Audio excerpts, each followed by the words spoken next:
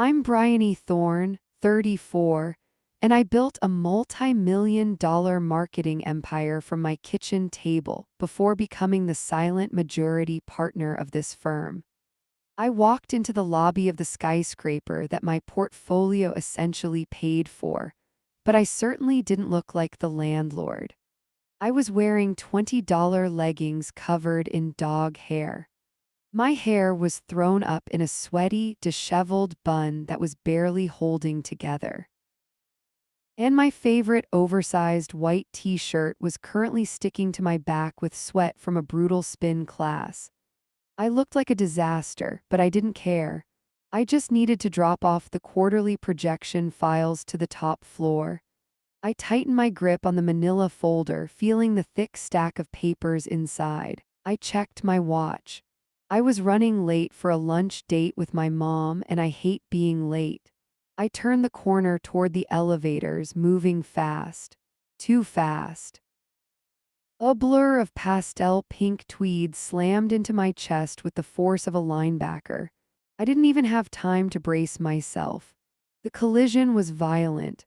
The lid popped off the venti cup in her hand like a gunshot. Liquid fire exploded across my chest. I gasped, the air sucked right out of my lungs. The heat was instantaneous and agonizing. Black coffee drenched my white t-shirt, soaking through to my sports bra and scalding my skin. I dropped the files. Papers scattered across the polished marble floor, instantly soaking up the puddles of dark roast. My chest was throbbing with a sharp, searing pain. I looked down, watching the steam rise off my ruined shirt. Oh my God, I wheezed, trying to pull the saturated fabric away from my burning skin. My skin was already turning a furious shade of red beneath the cotton. I expected an apology. I expected a gasp of horror. I expected a napkin, or at least a frantic attempt to help. Instead, I heard a huff of pure, unadulterated annoyance. "Are you blind?" a shrill voice shrieked. I looked up, blinking through the shock. Standing in front of me was a girl who couldn't have been older than 22. She was wearing a Chanel knockoff suit that was a size too small and heels that were 2 inches too high for a Tuesday morning. She wasn't looking at my burns. She wasn't looking at the mess on the floor. She was furiously wiping a single, tiny drop of coffee off her sleeve. What? I stammered, the pain in my chest radiating outward. She glared at me, her eyes raking over my gym clothes with absolute disgust. She looked at my sneakers like they were contaminated. "You ruined my morning coffee," she snapped, stepping over my important legal documents like they were trash. "And you got it on my blazer. Do you have any idea how much this costs?" My jaw practically hit the floor. The audacity was suffocating. "You ran into me," I said, my voice hardening as the shock began to fade into anger. "And you just scalded me. I think I need ice." She laughed. It was a cold, cruel sound that echoed off the marble walls. "You need a reality check," she spat. "Look at you. You shouldn't even be in this lobby. Deliveries go to the back, you peasant." My blood ran cold, instantly numbing the heat on my chest. I froze. "Peasant," I repeated, my eyes narrowing. She crossed her arms, popping a hip and rolling her eyes. "Yes, peasant. I don't know what janitorial closet you crawled out of, but you just assaulted the most important woman in this building." I looked around the empty lobby. I looked back at her. "Is that so?" I asked, my voice dangerously quiet. She took a step closer, trying to intimidate me with her height, though she was only taller because of the heels. "I am the CEO's wife," she declared. She said it with such conviction that for a split second I actually felt confused. She said it loud enough for the security guard 30 feet away to hear. "So you should be groveling on your knees that I don't have you arrested for assault," she hissed. "Now clean this mess up before I call my husband down here to fire you." I stared at her. I stared at the coffee stain on my shirt. Then I thought about the man currently sitting in the CEO's office on the 40th floor. My husband, Liam, we had been married for 10 years. We built this place together. A smile tugged at the corner of my mouth, sharp and dangerous. She thought she was the predator here. She had no idea she had just spilled coffee on the apex predator. Please, I said, reaching into my leggings pocket and pulling out my phone. I unlocked the screen, ignoring the coffee dripping down my stomach. Call him, I challenged, holding her gaze. Actually, don't bother, I'll do it for you. I'm Bryony Thorne, 34, and I built a multi-million-dollar marketing empire from my kitchen table before becoming the silent majority partner of this firm. My chest was screaming in agony, the scalding liquid seeping deeper into the pores of my skin with every heartbeat. But the physical burn was starting to feel distant compared to the scorching humiliation unfolding in front of me. The commotion had drawn a crowd. I could feel the weight of a dozen pairs of eyes boring into my back. I glanced frantically around the lobby. A group of junior analysts had stopped near the security desk, their mouths hanging open. I recognized a few of them from the company picnic last summer, though they clearly didn't recognize the woman in the stained gym clothes standing before them. They were whispering, phones already out, cameras pointed directly at my degradation. The girl, whose ID badge dangled mockingly from her lapel, took a step closer to me. I squinted at the plastic card. Tiffany. Junior marketing intern, it read in small, unassuming font. Tiffany didn't look unassuming now. She looked deranged. She saw the audience gathering and her posture shifted instantly. She puffed out her chest, eager to put on a show for the spectators. She pointed a perfectly manicured finger right between my eyes. The nail was painted a gaudy shade of neon pink that seemed to vibrate in the air. "Don't you dare touch that phone," she shrieked, batting her hand near my wrist. I pulled my hand back, my grip tightening on my device. "Excuse me," I choked out, my voice thick with disbelief. "You heard me," she announced, turning slightly so her voice would carry to the crowd.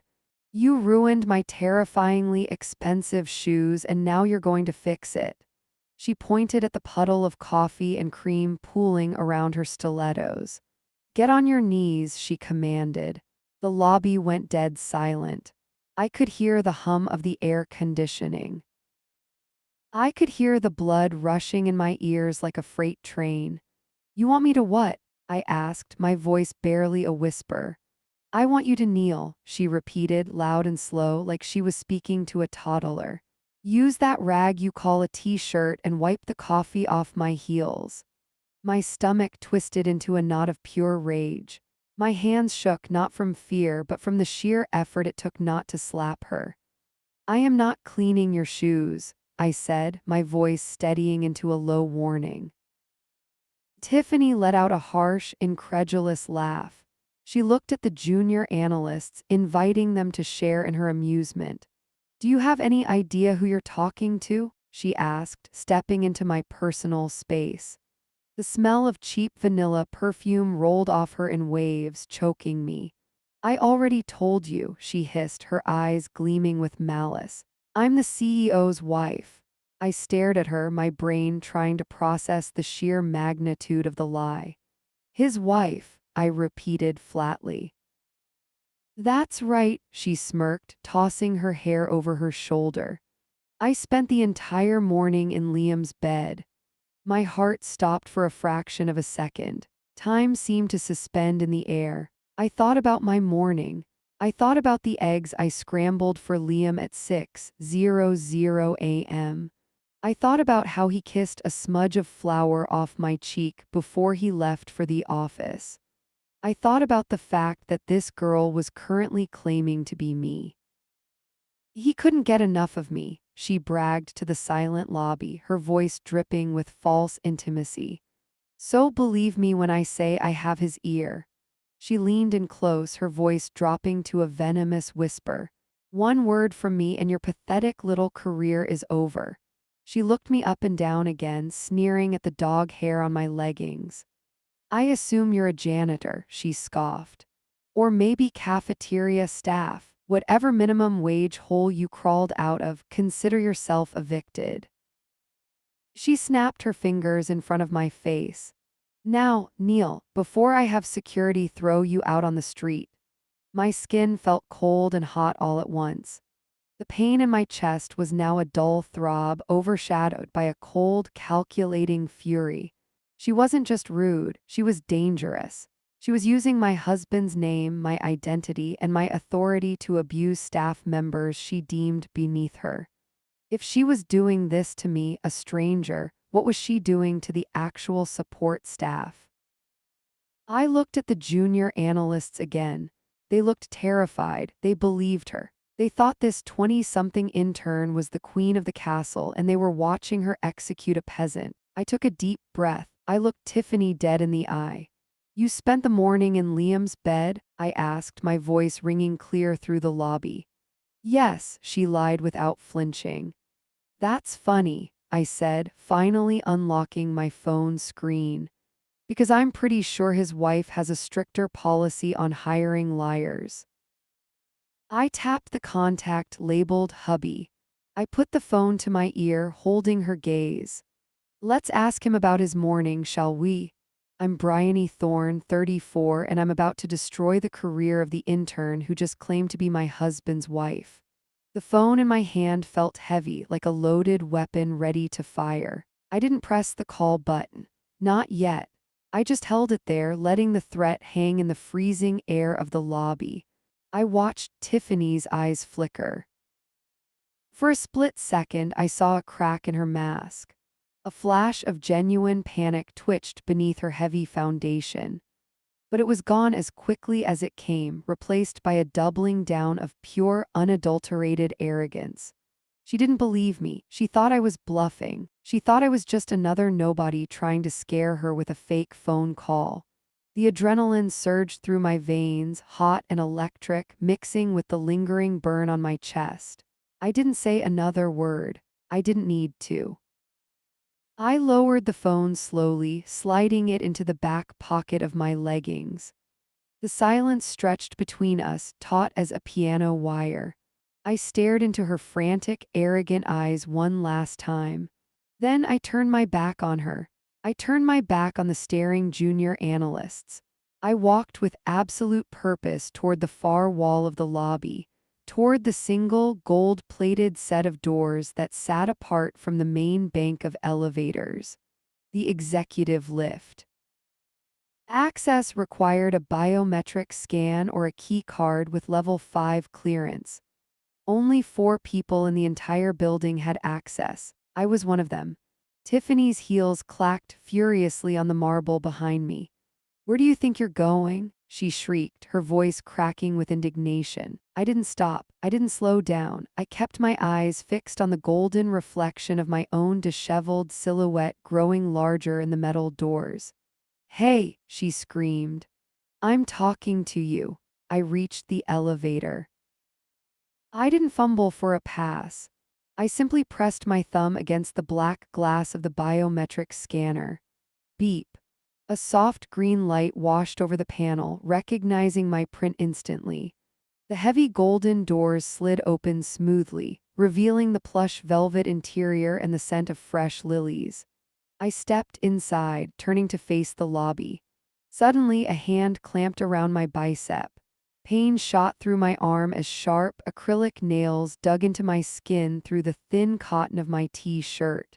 I looked down. Tiffany had grabbed me. She was breathless, her face contorted into a mask of twisted rage. "Are you stupid?" she hissed, yanking at my arm. "Delivery people aren't allowed in here." She tried to drag me out. She actually tried to physically pull me out of my own elevator. "This is for executives only," she spat, her nails digging deeper, scratching my skin. "Get out before I call security and have you dragged out by your hair." I looked at her claw-like hand on my arm, then I looked at her face. I felt a cold, calm darkness settle over me. I didn't shout, I didn't struggle. I simply rotated my arm, a sharp, practiced movement that broke her grip instantly. She stumbled back, her high heels slipping on the polished marble floor. I smoothed my sleeve, brushing away her touch like it was dirt. "You have 5 minutes, Tiffany," I said, my voice barely a whisper. Her eyes went wide. "5 minutes to do what?" She scoffed, trying to regain her balance, her chest heaving. "To pack your desk," I answered. I pressed the button for the 40th floor. The doors began to slide shut. Tiffany lunged forward, realizing too late that she couldn't stop them. I watched her face turn a deep, blotchy shade of crimson. I saw her mouth open to scream another insult.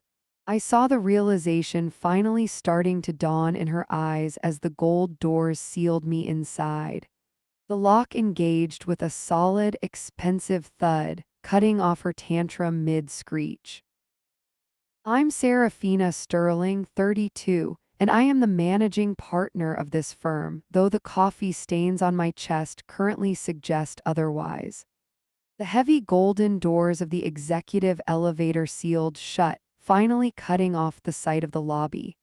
The silence that followed was instant and absolute. The screaming voice of the intern, Tiffany, was severed as if by a guillotine. I was alone. My chest heaved, the adrenaline crashing through my system like a tidal wave. I leaned back against the plush velvet wall of the elevator car, closing my eyes for a brief, trembling second. My hands were shaking. I held them up in front of my face, watching the tremors in my fingers. It wasn't fear. Fear had evaporated the moment she grabbed my arm. This was rage, pure, distilled, high-octane rage. The kind of fury that burns cold, freezing your veins into ice. I watched the digital floor numbers climb rapidly. 10, 20, 30. I could feel the burn on my chest waking up now. The hot coffee had soaked through the thin fabric of my gym t-shirt, and the adrenaline that had numbed the pain downstairs was fading. My skin throbbed in time with my heartbeat. Every pulse was a reminder of her insolence. She hadn't just insulted me. She hadn't just impersonated me. She had physically assaulted me. The elevator chimed softly as it reached the 40th floor. The doors slid open. I stepped out onto the Italian marble of my private foyer. The air up here was different. It smelled of expensive leather, ozone, and absolute power. My executive assistant Marcus wasn't at his desk yet. The board meeting wasn't until 10:00 a.m., and I usually came in through the private garage entrance. Today I had walked through the front door to surprise my husband with breakfast. Instead, I had been the one surprised. I stormed past the empty reception desk and scanned my thumb on the keypad of my corner office. The glass door clicked and swung open. I walked into the sanctuary of my office, a space of chrome and glass overlooking the entire city skyline. I didn't stop to admire the view. I walked straight to the en-suite bathroom tucked behind a hidden panel in the wall. I caught my reflection in the vanity mirror and flinched. I looked deranged. My hair was escaping its messy bun. My face was flushed with exertion and anger. In my chest, a dark, ugly stain spread across the front of my light gray shirt, dripping down toward my stomach. I gripped the hem of the shirt and peeled it off. I hissed through my teeth as the damp fabric pulled away from my skin. I looked down. A large, angry red welt was already forming across my sternum. The skin was blistering slightly in the center. She had thrown scalding liquid on me. I stared at the injury, tracing the angry red edge with a fingertip. The pain was sharp, stinging like a wasp sting, but I welcomed it. It focused me. It turned the chaos in my mind into a singular, laser-focused mission. I tossed the ruined shirt into the trash bin with a wet thud. I grabbed a towel and wet it with cold water, pressing it against the burn for a moment to soothe the fire. I took a deep breath, staring into my own eyes in the mirror. Okay, Serafina, I whispered to myself. Playtime is over. I dropped the towel and walked out of the bathroom into my walk-in closet. I kept a full wardrobe here for days when meetings ran late or dinners ran early. I ran my hand along the row of hangers, the silk and wool fabrics cool against my fingertips. I bypassed the dresses. I bypassed the softer, friendlier cardigans. Today was not a day for softness. Today was a day for war. My hand landed on the sleeve of my favorite power suit. It was a charcoal gray masterpiece, custom tailored in Milan, costing well over $4,000. It was structured, sharp, and intimidating. It was armor. I pulled it off the rack. I slipped into the silk blouse first, wincing slightly as the fabric settled over the burn. I buttoned it all the way to the top, hiding the injury, hiding the vulnerability. Next came the trousers, tailored to perfection. Finally, the blazer. I slid my arms into the sleeves and felt the transformation take hold. It was psychological as much as it was physical. With every button I fastened, the wife disappeared. The woman who made scrambled eggs at 6:00 a.m. was gone. The woman who had been humiliated in the lobby was gone. In her place stood the managing partner. I smoothed the lapels of the charcoal jacket. I walked back to the vanity and fixed my hair, pulling it back into a severe, sleek ponytail that pulled my features tight. I applied a layer of dark, matte red lipstick. War paint. I looked at myself in the full-length mirror. The woman staring back was unrecognizable from the one who had entered the elevator 5 minutes ago. She looked dangerous. She looked expensive. She looked like the person who signed the paychecks. I walked back out to my desk, my heels clicking rhythmically on the floor. The sound was sharp, authoritative. I sat down in my high-backed leather chair and placed my hands flat on the mahogany surface. I felt centered. I felt deadly. My phone buzzed on the desk, vibrating against the wood. I picked it up. A text message notification lit up the screen. It was from Julian, my husband, the man Tiffany claimed she had spent the morning in bed with. I unlocked the screen and read the message. Julian, boardroom is prepped. Are you ready for the 10:00 a.m. meeting? The investors are nervous. I let out a short, dry laugh. It echoed in the empty office. Julian was worrying about investors. He was worrying about profit margins and quarterly projections. He had no idea that his wife was currently downstairs packing up her desk in tears. He had no idea that a storm was about to descend on his company, led by the woman he woke up next to every morning. I looked at the time. 9:55 a.m. The board meeting was in 5 minutes. Perfect. I typed a reply, my thumbs moving quickly over the glass. I'm ready, start without me. I have a small personnel matter to handle first. I hit send. I stood up, grabbing my tablet and my security badge. I felt the burn on my chest throb again, a dull ache beneath the $4,000 suit. It was a reminder, a receipt. I wasn't just going to fire Tiffany. I was going to make an example of her. I walked toward the door, my stride long and purposeful. I was going back down. I'm Serafina Sterling, 32, and as the managing partner of this firm, I wield the power to destroy careers with a single signature, a fact the girl standing in the doorway is about to learn in the most public way possible. I changed my mind about the elevator. Going down to the lobby to scream at a receptionist was beneath me. It was messy. It was emotional. It was exactly what a crazy delivery girl would do. I wasn't a delivery girl. I was the shark that owned the tank.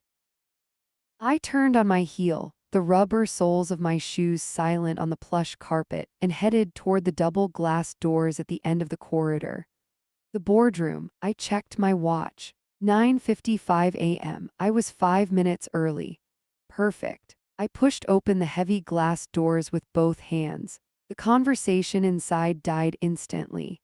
It was as if someone had sucked the oxygen out of the room. 12 men and 3 women, all captains of industry, all billionaires in their own right, froze in mid-gesture. They knew me, they knew my reputation. They called me the Iron Lady of the venture capital world, not because I was cruel, but because I was unyielding. I didn't smile. I didn't apologize for the interruption. I simply walked to the head of the long mahogany table. The silence was heavy, thick with the scent of expensive cologne and stale coffee. I could feel their eyes on me. They were assessing the suit, the charcoal gray armor, the severe hair. They were looking for weakness, but they found only steel. I pulled out the leather chair at the head of the table. It was heavy, substantial. I sat down, my movements deliberate and slow. To my right was an empty chair, Julian's chair. My husband was notoriously late, usually caught up in visionary discussions in the hallway, leaving me to handle the hard numbers. Today his absence was a weapon. I placed my tablet on the table with a soft click. I folded my hands over the polished wood. My chest was on fire. The burn from the coffee was waking up with a vengeance, radiating a sharp, stinging heat that throbbed against the silk of my blouse. Every heartbeat sent a fresh spike of pain through my sternum. I used it. I let the pain sharpen my focus, turning my gaze into a laser. "Good morning, Serafina," old Mr. Henderson said from the far end of the table, his voice cracking slightly. I didn't blink. "Henderson," I acknowledged, my voice dropping an octave, smooth and cold as liquid nitrogen. He looked away, shuffling his papers nervously. The atmosphere was electric with tension. They could sense something was wrong. They could see the predatory gleam in my eyes that usually signaled a hostile takeover was about to commence. But we weren't buying a company today. We were taking out the trash. Suddenly, the service door at the back of the room clicked open. It was the entrance usually reserved for catering staff or junior assistants. I didn't turn my head. I kept my eyes fixed forward, staring at the reflection of the city skyline in the glass wall opposite me. But I watched the reflection in the glass. A figure slipped inside. It was Tiffany. She was clutching a yellow legal pad to her chest like a shield. She looked frazzled. Her hair was slightly mussed, likely from her own rapid ascent to the 40th floor after expelling me from the building. She had clearly been assigned to take the meeting minutes, a standard punishment for interns who underperformed or needed to be kept busy. She thought she was being sneaky. She thought she was invisible. She tiptoed across the back of the room, her high heels clicking softly on the parquet border of the floor. She looked smug. I could see it in the set of her jaw in the reflection. She felt important being in this room. She probably thought she was here to support her Julian. She reached the small stenographer's desk in the corner and set down her pad. Then she looked up. She scanned the table, her eyes wide with the thrill of being in the inner sanctum. She looked at the investors. She looked at the empty chair where Julian was supposed to be. A small, confused frown touched her lips. And then her gaze drifted to the head of the table. It drifted to me. I slowly rotated my chair just a fraction of an inch to face her fully. I saw the moment of recognition hit her like a physical blow. Her eyes bulged. Her mouth dropped open. The color drained from her face so fast it looked like a magic trick, leaving her skin a sickly, pasty white. She was looking at the woman she had just assaulted. She was looking at the delivery girl she had threatened to drag out by the hair. But I wasn't wearing a coffee-stained t-shirt anymore. I was wearing a $4,000 suit. I was sitting in the seat of absolute authority. And I was looking at her with the cold, dead eyes of a predator who has just trapped its prey in a corner. She froze. Her hands began to shake, the yellow notepad rattling against the desk. She blinked rapidly as if trying to clear a hallucination. She looked at the door, then back at me. Panic flared in her eyes, real, visceral terror. She realized in that silent, suspended second that she had made a mistake of catastrophic proportions. She realized that the wife she claimed to be was a lie. And the wife she had attacked was the boss. I didn't say a word, I didn't have to. I simply raised one manicured eyebrow, a silent challenge that echoed louder than any scream. Run, my eyes said, try to run. The burn on my chest throbbed. The silence in the room stretched, thin and tight as a piano wire waiting to snap. Tiffany took a stumbling step back, her heel catching on the carpet. She opened her mouth to speak, to stammer an excuse, to ask why the delivery girl was sitting in the CEO's chair. But no sound came out, just a dry, choking gasp. I leaned forward, resting my elbows on the table, and smiled. It wasn't a nice smile. It was the smile of the lioness who had just found a gazelle in her living room. The game had officially begun. I'm Serafina Sterling, 32, and as the managing partner of this firm, I wield the power to destroy careers with a single signature. A fact the girl standing in the doorway is about to learn in the most public way possible. I watched the realization fail to land. I saw the exact moment her brain rejected the truth. It was too big for her to swallow. The idea that the woman she had scalded with a latte was actually the woman who signed her paycheck was impossible. It broke her narrative, so her mind snapped back to the only logic she could comprehend. In her world, I was still the delivery girl. I was still nobody, which meant I was trespassing. Her eyes bulged out of her head, wide and manic. Her chest heaved. She dropped the yellow legal pad. It hit the floor with a loud, flat smack that echoed in the silent boardroom. She pointed a shaking finger at me. You, she breathed, her voice trembling with rage. You are sick. She didn't whisper. She didn't care about the 12 billionaires staring at her. She didn't care about the delicate merger discussions she had just interrupted. She only saw an intruder sitting in a throne she believed belonged to her lover. She started walking toward me. It wasn't a walk. It was a charge, her heels hammered against the floor, a staccato rhythm of impending disaster. Excuse me? Mr. Henderson sputtered from the end of the table, his glasses sliding down his nose. Tiffany ignored him. She ignored the vice president of operations. She ignored the CFO. She marched right up to the head of the table, her face twisted into a mask of righteous indignation. I didn't move. I didn't flinch. I kept my hands folded on the mahogany, my posture perfect, my expression bored. She reached me. The smell of her perfume, something overly sweet like vanilla and desperation, hit me in a suffocating wave. Get up, she hissed.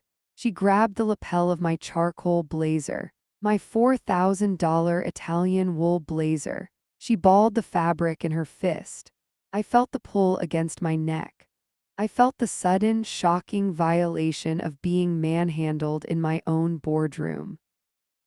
My heart hammered a warning rhythm against my ribs. Adrenaline flooded my system, sharp and metallic. Every instinct I had screamed at me to break her wrist. I knew how. I took Krav Maga 3 times a week to burn off the stress of dealing with people like her. I could have twisted her arm and slammed her face into the polished wood before she took her next breath. But I didn't. I stayed frozen. I let her dig. What do you think you're doing? She shrieked, her voice cracking into a high-pitched wail. She yanked at my jacket, trying to physically haul me out of the leather chair. I was heavier than I looked, and I was anchored by pure, unadulterated spite. I didn't budge an inch. You think you can just sneak in here?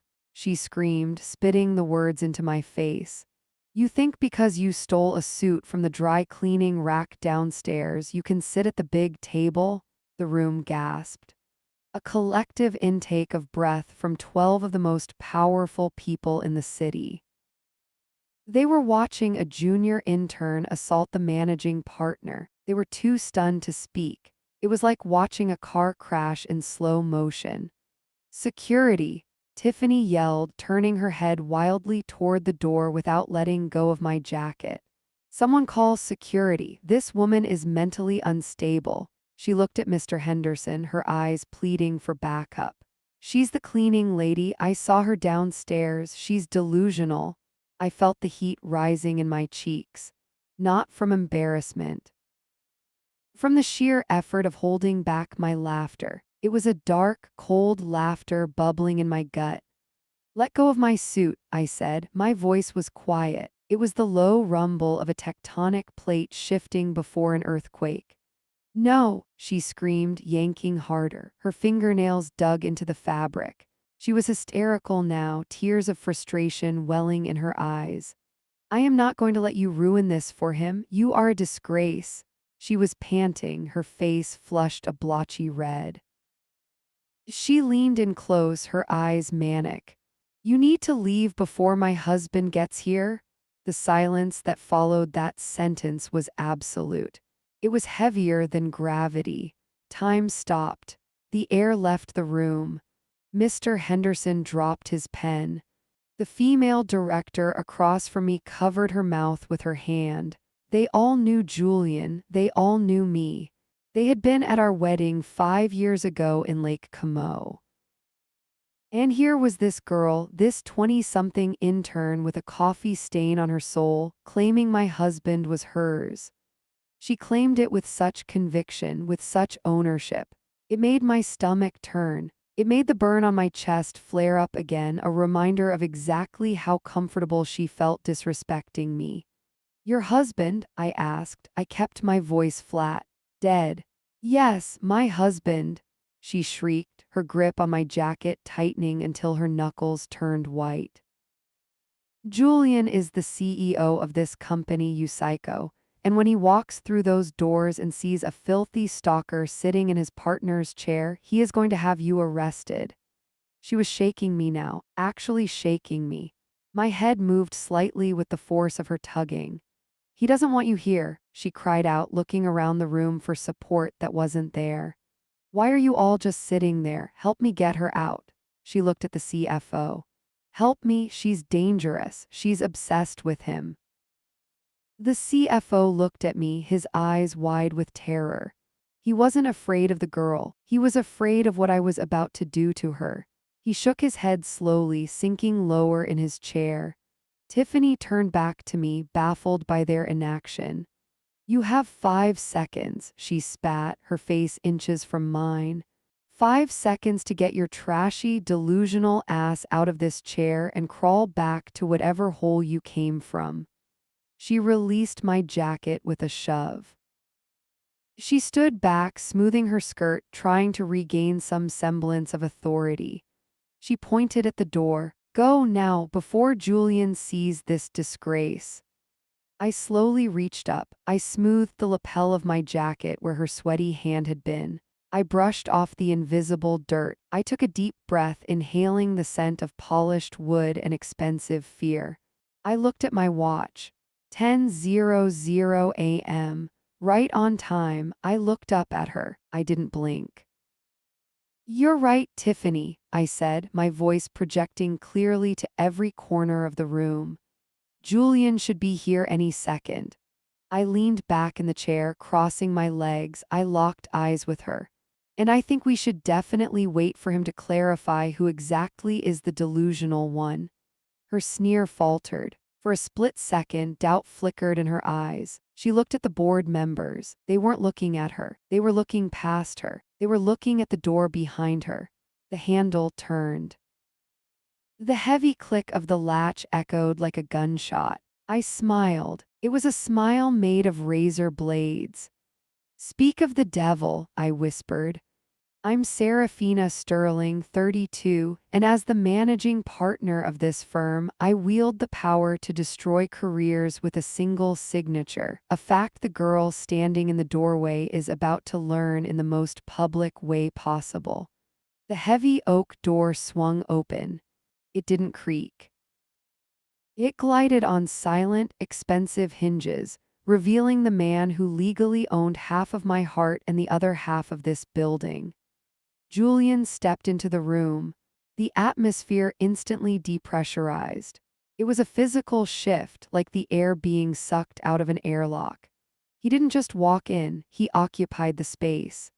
He was looking down at a file in his hands, his brow furrowed in that specific way he does when the quarterly projections are off by a decimal point. He wore the navy bespoke suit I had picked out for him in Milan 3 months ago. The crisp white collar of his shirt contrasted sharply against his tan skin. He looked powerful. He looked dangerous. He looked exactly like the kind of man a girl like Tiffany would hallucinate a relationship with. He took 2 steps into the boardroom before he sensed the tension. He stopped. He looked up. His eyes, the color of stormy Atlantic water, swept the room. He saw the frozen board members first. He saw the spilled water on the mahogany. Then he saw the intern standing at the head of the table. And finally, his gaze landed on me. For a microsecond, his face remained neutral. Then his eyes narrowed. Confusion flickered there, quickly replaced by a dawn of concern. But he didn't get a chance to speak. He didn't get a chance to ask why his wife was sitting in the managing partner's chair with a coffee stain on her chest. Because Tiffany moved. The transformation was instantaneous. It was terrifying to watch. 1 second she was a snarling, spitting fury, her face twisted into a mask of arrogant rage.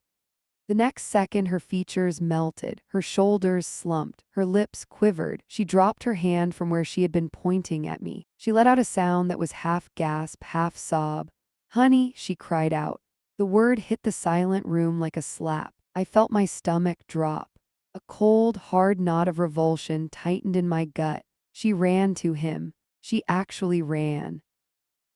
Her heels clacked frantically against the floorboards, a rhythm of manufactured distress. She covered the distance between the table and the door in 3 strides. Julian stood frozen. He looked like a man watching a bird fly into a window. He didn't move to catch her. He didn't open his arms. He just stood there, clutching his file, his body rigid with shock. Tiffany threw herself at him. She collided with his chest.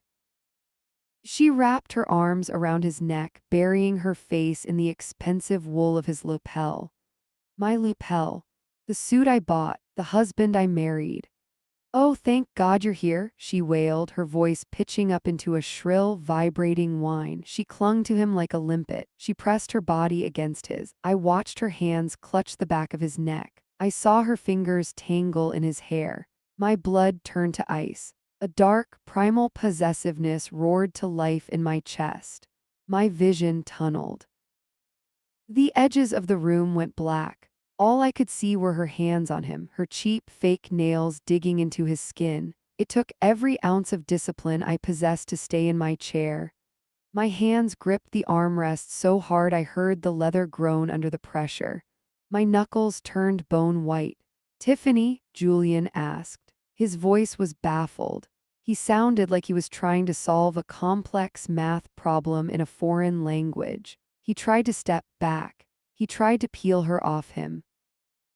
But she held on tighter. She turned her head, pressing her cheek against his chest, and pointed a trembling finger at me. "It was horrible, Julian," she sobbed. The tears were real now, or at least the moisture was. She was hyperventilating, forcing air in and out of her lungs to sell the panic. "She's crazy," she screamed, pointing directly at my face. "That woman, she followed me in here." Julian's head snapped up. He looked at her finger, then he looked at me. His expression was unreadable. He was processing.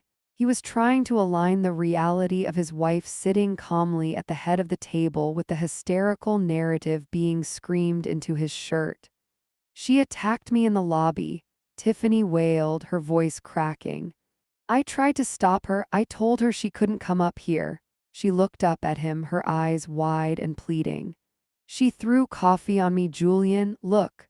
She gestured vaguely to her own pristine blouse. And then she broke in here. She let go of his neck with one hand to gesture wildly at the room. She pushed past security. She burst into the meeting and started screaming at everyone. The lies poured out of her mouth like vomit. They were effortless. They were fluid. She believed them. In this moment, she had rewritten history to fit her delusion. She sat in your chair, honey, she shrieked, looking back at me with pure venom. She said she was going to take everything from you. She said she was the boss now. The irony was so thick I could taste it. It tasted like copper and bile. Mr. Henderson at the end of the table looked like he was about to have a stroke. He opened his mouth to intervene to stop the madness. I caught his eye. I gave him a microscopic shake of my head. No, let her finish. Let her dig the hole until she hits magma. Tiffany buried her face in Julian's neck again. Please, she whimpered, her voice muffled by his suit. Please tell security to take her away. She's scaring me. She's a stalker, Julian. She's obsessed with you. She looked up at him again, blinking rapidly. She told me she was your wife. The silence that followed was absolute. It was the silence of a tomb. It was the silence of a bomb counting down the final second. Julian went perfectly still. His hands, which had been hovering uncertainly near her waist to push her away, dropped to his sides. His posture changed. The confusion evaporated. It was replaced by a cold, sharp clarity. He looked down at the woman clinging to him. He looked at the hands on his jacket. Then he looked across the room at me, our eyes locked. A silent communication passed between us, a language built over 5 years of marriage and a decade of partnership. He saw the rage simmering behind my calm mask. He saw the coffee stain on my chest. He saw the challenge in my raised eyebrow. Handle this, my eyes said, or I will. Tiffany didn't see the look. She was too busy performing. She sniffled loudly, wiping her nose on his sleeve. Just fire her, she whispered, loud enough for everyone to hear. Call the police and have her arrested. Don't let her ruin our company. She stood on her tiptoes. She tried to kiss his cheek. That was the breaking point. That was the moment the universe corrected itself. Julian caught her wrists. His grip wasn't gentle. It was firm. It was the grip of a man removing a parasite. He peeled her arms off his neck. He stepped back, creating a distinct, unbridgeable gap between them. He held her wrists for a second longer than necessary, keeping her at arm's length. Then he dropped her hands like they were covered in acid. He brushed off his lapel. He smoothed the fabric where she had wrinkled it. He didn't look at her. He kept his eyes fixed on me. You're right, Tiffany, he said. His voice was deep. It was calm. It was the voice of the Reaper. Someone in this room is definitely delusional. Tiffany smiled through her tears, thinking she had won, thinking he was on her side. Thank you, honey, she breathed, casting a triumphant sneer in my direction. I knew you would protect me. Julian ignored her. He walked past her. He didn't even glance at her as he moved. He walked straight down the length of the boardroom table. He walked toward me. Tiffany turned, her smile faltering. Julian, she asked, her voice trembling. Where are you going? He didn't stop until he was standing right next to my chair. He placed his hand on the back of the leather headrest. He leaned down. He kissed my cheek, right in front of her, right in front of everyone. Morning, sweetheart, he said, his voice echoing in the dead silence. Sorry I'm late. He straightened up and looked back at the intern, whose face had just gone the color of old ash. I see you've met my wife.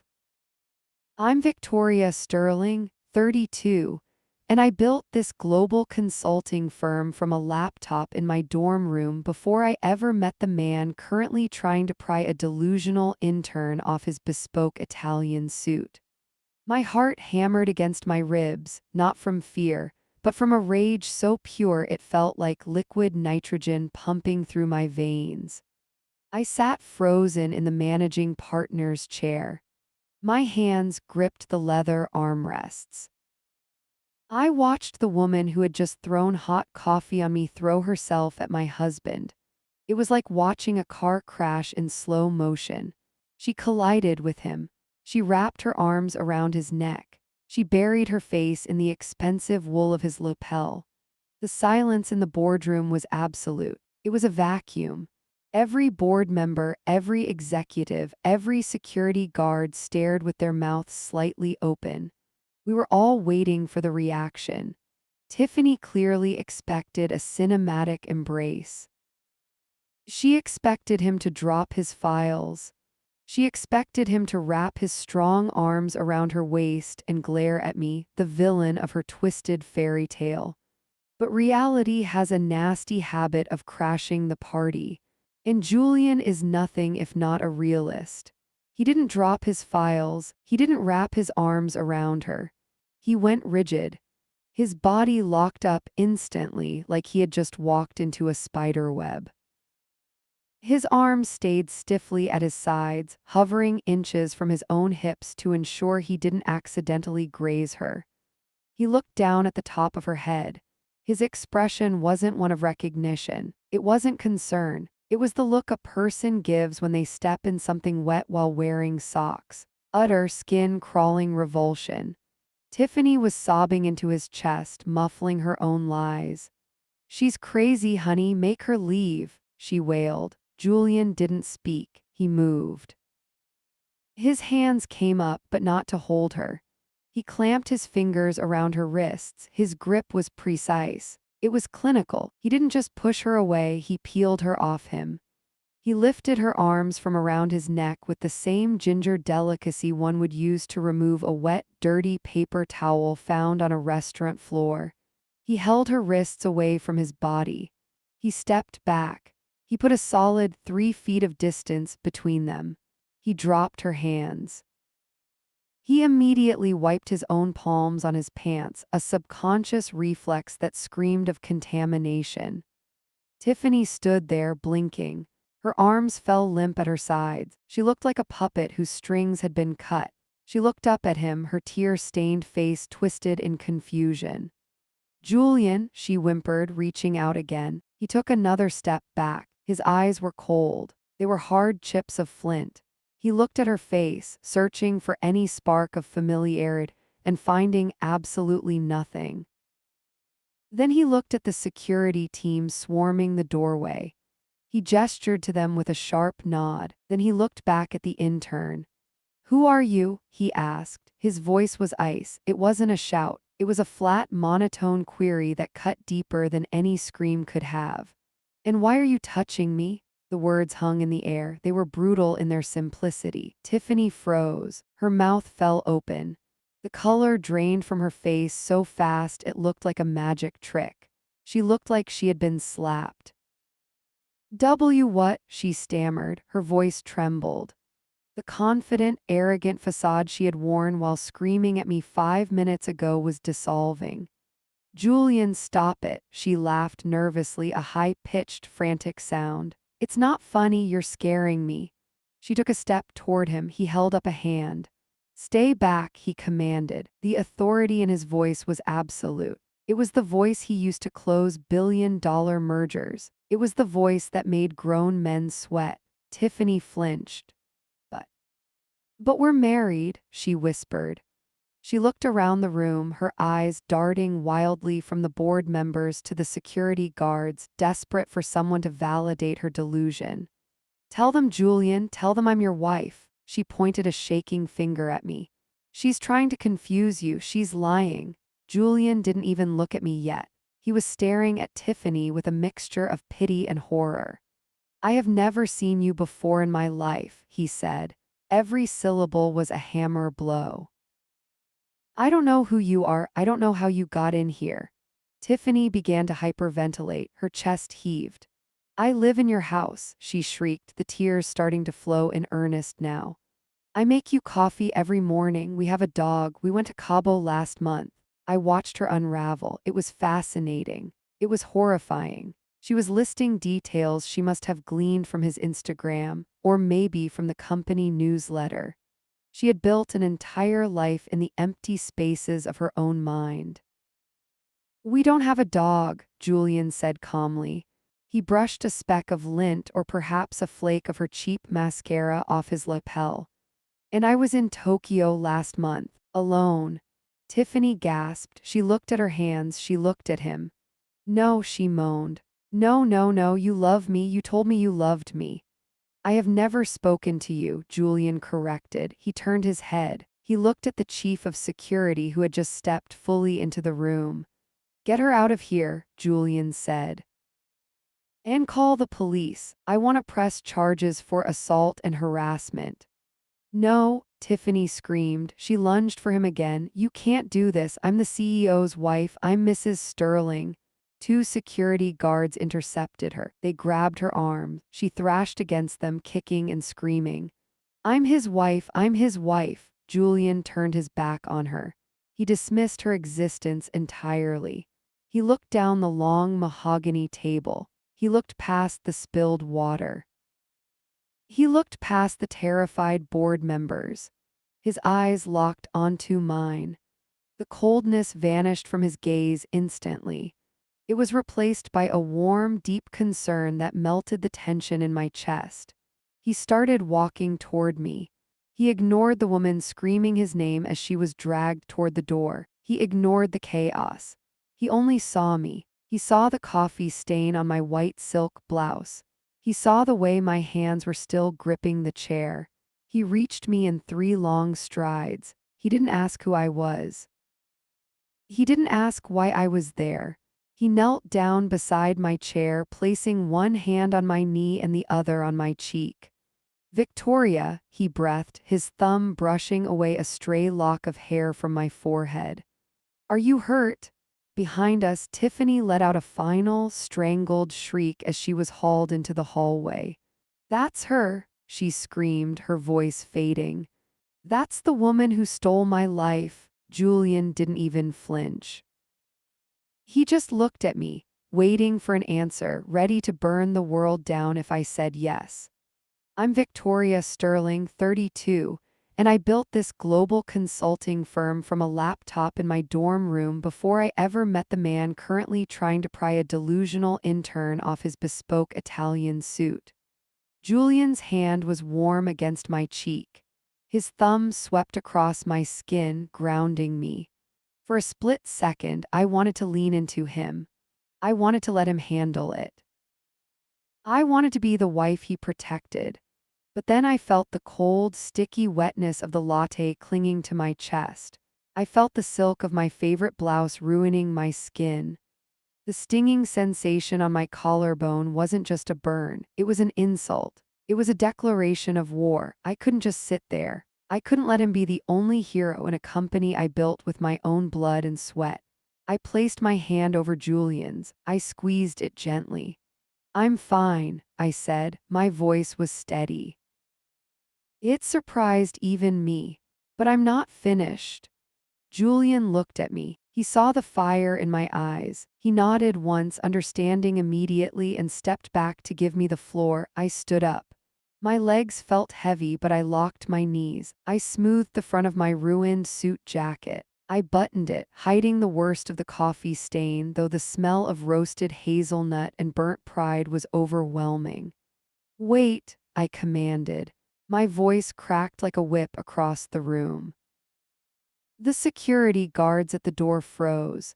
They had Tiffany halfway into the corridor. She was panting. Her hair was a bird's nest of chaotic extensions. She looked back at me, her eyes wide and wet. "Bring her back," I said, "just for a moment." The guards hesitated, looking to Julian. He didn't even look at them. He just gestured toward me, signaling that my word was law. They dragged her back into the room. They held her a few feet from the end of the table. I began to walk. I moved slowly. I let the sound of my heels striking the hardwood floor echo in the silence. Click, click, click. I walked past the board members who were still cowering in their seats. I walked past the spilled water pitcher. I walked until I was standing directly in front of her. I was close enough to see the pores on her nose. I was close enough to see the way her foundation had cracked around her mouth. I leaned in slightly. I inhaled. I smelled it. Beneath the scent of stale office coffee and fear, there it was. Santal 33. It was an expensive perfume. It cost $300 a bottle. It was a scent she definitely couldn't afford on an intern's stipend. Nice perfume, I said softly. Tiffany blinked, confused by the mundane comment. I assume you bought it with the corporate card you stole from the marketing department last week, I asked. Her jaw dropped. I didn't. We know about the expense reports, Tiffany. I cut her off.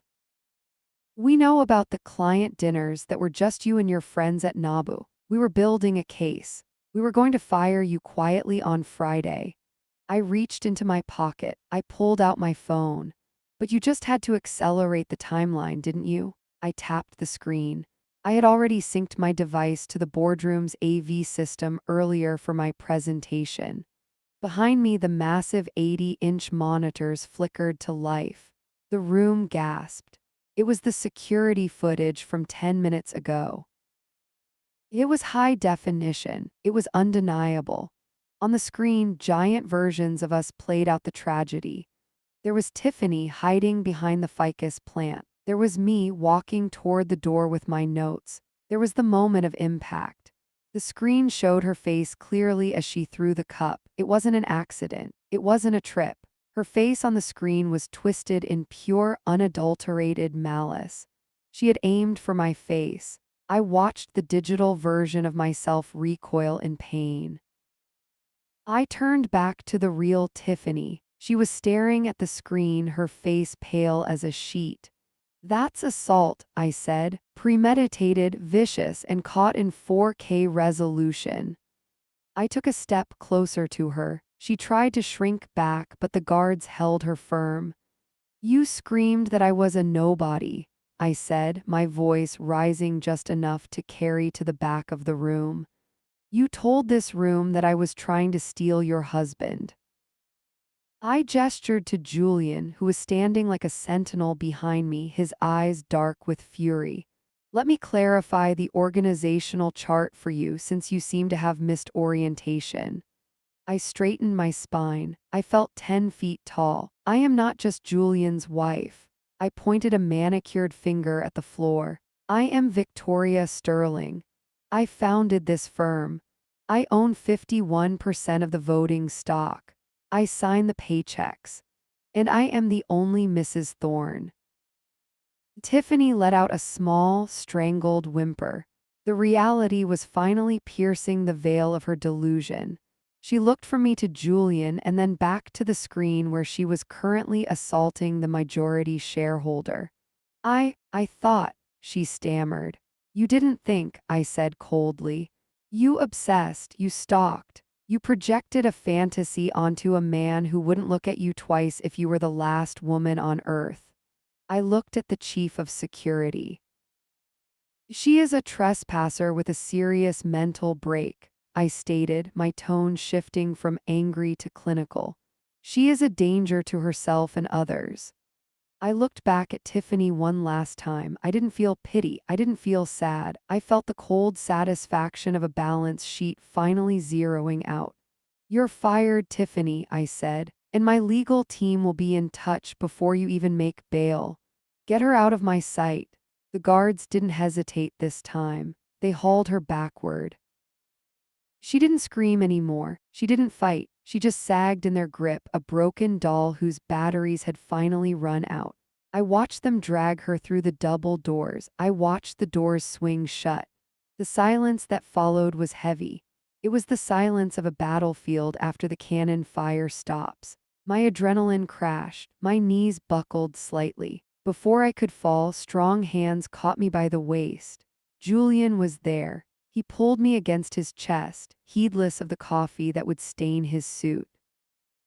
I've got you, he whispered into my hair. I've got you, Victoria.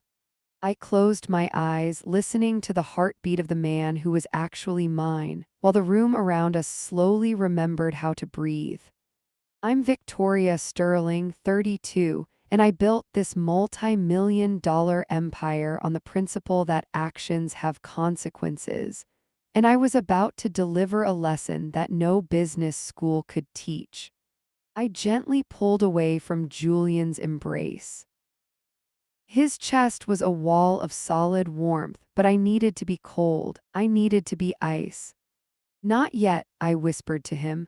I straightened my blazer again. I walked toward the double doors where the security team had paused. Two uniformed police officers were just stepping out of the elevator bank down the hall. They were moving fast. My assistant, terrified but efficient, held the door open for them. They entered the anteroom where the guards were holding Tiffany. She looked up, her eyes flashing with a renewed manic hope. "Officers," she shrieked. "Thank God, these men are assaulting me. I am the CEO's wife." The lead officer didn't even blink. He looked past her. He looked directly at me. "Mrs. Thorne?" he asked. "Mrs. Sterling," I corrected, my voice cutting through her noise. "And yes, I am the victim." I pulled the USB drive from the port in the wall panel. I walked over and placed it firmly into the officer's hand. The plastic felt cool against my palm. "Here is the security footage from the last 20 minutes, I said. "It contains clear evidence of aggravated assault, battery, and harassment." I looked down at Tiffany. She was struggling as the officer spun her around. The click of the handcuffs was the most satisfying sound I had heard all day. "But I'm not done," I said, stepping closer to her. I wanted her to hear this. I wanted it to sink into whatever part of her brain was still tethered to reality. "You think this is just a firing, Tiffany?" I shook my head slowly. "I am going to make you a ghost." I pulled out my phone. I held it up so she could see the contact list. "I am sending a memo to every major consulting firm, every bank, and every HR director in New York City. I know them all. I know the partners at McKinsey. I know the hiring managers at Goldman. I'm attaching your photo and the police report number to the email." Tiffany stopped struggling. Her mouth fell open. You can't do that." "I just did," I said, tapping send with my thumb. "You will never set foot in a corporate office in this hemisphere again. You won't even get hired to pour coffee, let alone spill it on a founder." The color drained from her face so fast I thought she might faint. But then the rage returned. It snapped inside her like a broken cable. "No!" she screamed. The sound was raw and jagged. The officers grabbed her arms and began to march her toward the elevators. "I belong here," she howled, thrashing against the restraints. "I am the rightful Mrs. Thorne. This is my company, my life. Get your hands off me." Her voice echoed off the marble walls of the corridor. "That is my husband, Julian, tell them." I didn't watch her go this time. I turned my back on her screaming silhouette. I walked back into the silent boardroom. Every eye was glued to me. The board members looked like statues. They were terrified. Good, I stopped in front of the head of human resources, a man named Marcus who was currently sweating through his collar. "Marcus," I said, my voice was calm, deadly calm. "Stand up." He scrambled to his feet, knocking his pen to the floor. "Mrs. Sterling, I want a full audit of the hiring protocols," I interrupted. "I want to know how a woman with a history of instability and a fixation on my husband made it past the background check." I leaned in. "I want to know who interviewed her. I want to know who signed her offer letter. And I want a full report on my desk by 8 a.m. tomorrow. If I find out this was negligence," I paused, letting the silence stretch, "you will be joining her on that blacklist. Do you understand?" "Yes," he squeaked. "Yes, absolutely. Sit down." He collapsed back into his chair. I walked to the head of the table. Julian was standing there. He looked at me with a mixture of awe and fierce pride. He pulled out my chair for me. I sat down. I adjusted my cuffs. I reached for the crystal pitcher in the center of the table. My hand was perfectly steady. I poured a glass of water. The ice clinked softly against the glass. I took a sip. The cold liquid soothed my throat. I set the glass down on a coaster. I looked around the table at the 12 most powerful people in the industry. They were waiting for my signal. Now, I said, opening my leather-bound notebook as if the morning hadn't just imploded. Let's discuss the Q3 projections.